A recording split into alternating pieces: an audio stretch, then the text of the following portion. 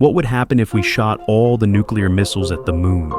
The short answer is, a lot of people would be very, very upset.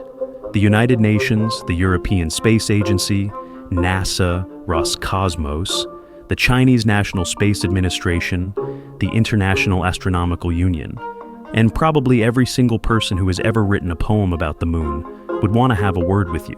But let's ignore diplomacy for now and get to the physics. At the risk of stating the obvious, the moon is big, really big.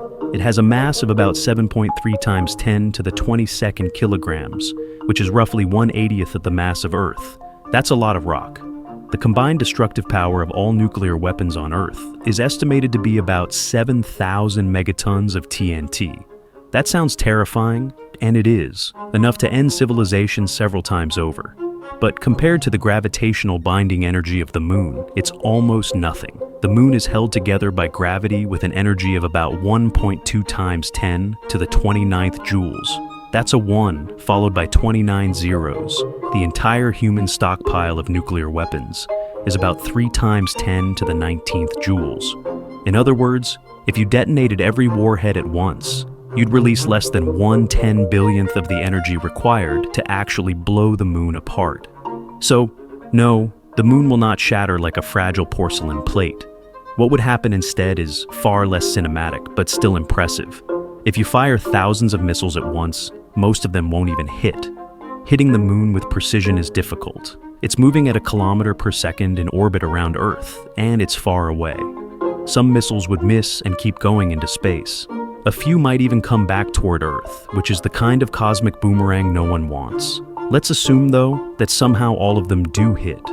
You'd get thousands of massive explosions across the lunar surface, carving out new craters, vaporizing dust, and sending plumes of molten rock into space.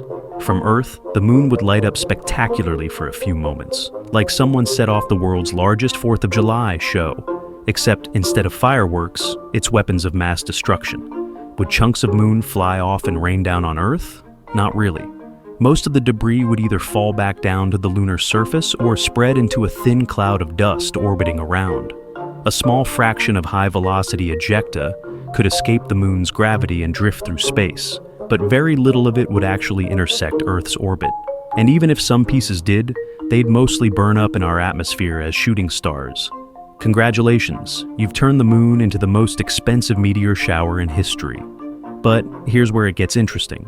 The real danger wouldn't be from debris, but from what we'd lose. The moon does a lot more than just look pretty in the night sky.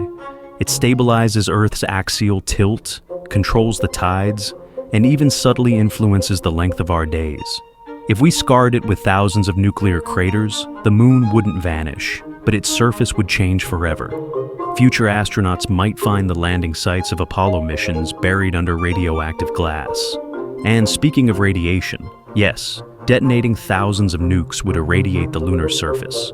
That wouldn't affect Earth much, since the moon has no atmosphere to blow it back to us. But it would make future colonization slightly less fun. Some people might imagine that blowing up the moon would somehow knock it out of orbit. That's not going to happen. The momentum transfer from thousands of nuclear blasts is tiny compared to the moon's orbital energy. You're not pushing it anywhere. The moon will continue circling Earth like nothing happened, only with more scars and a lot of confused poets trying to find rhymes for radioactive crater. Now, if you really did want to destroy the moon, you'd need energy on the scale of a collision with another planet-sized object, something like the one that originally formed the moon billions of years ago. Humanity's combined nuclear arsenal is powerful on our scale, but laughably small on a cosmic one. What we have is enough to wipe ourselves out, but not enough to dent a celestial body. In conclusion, if you launched every nuclear missile at the moon, you'd get an incredible light show, a pockmarked and radioactive lunar surface, and the eternal hatred of every scientist, astronomer, and stargazer alive. But the moon would stay right where it is, continuing its silent orbit, as if to remind us that sometimes even our greatest weapons are just firecrackers in the cosmic scale. And of course, you'd still have to deal with the United Nations.